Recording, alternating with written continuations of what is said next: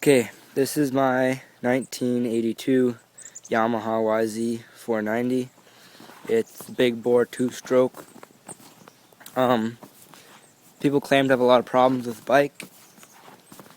It fouls plugs like crazy because the main jet is definitely too big. It needs to be jetted down. But if you jet them down too much, they will seize. So what I've done with my bike is I've left the larger jet in, but then dropped the needle. So at about 3/4 throttle, when the needle is like making a little bit leaner, it goes like crazy. And then wide open, it's a little bit rich again.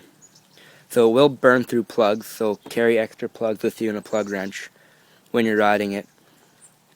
But if you set it up like this, you won't seize the bike, and it'll run good enough to have a lot of fun on it.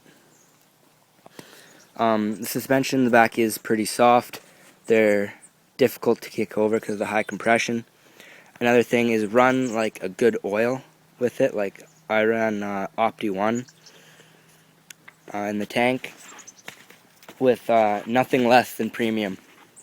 On regular, it won't run at all. And make sure you have the right heat range of a plug in there. If you run too hot of a plug, that's not good.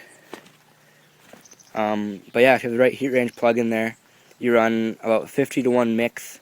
The plugs will last pretty long on that, and it'll go like crazy, and you can have a lot of fun. So yeah, that's my bike.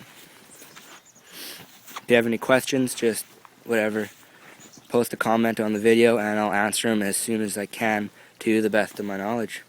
Thanks. One quick thing, as I said Opti 1, but it's actually Opti 2.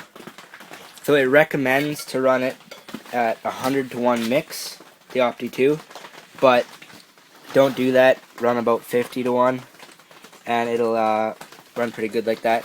It seems a little expensive to buy as this, but for 4 liters, it's actually not a bad price. So yeah, that's all.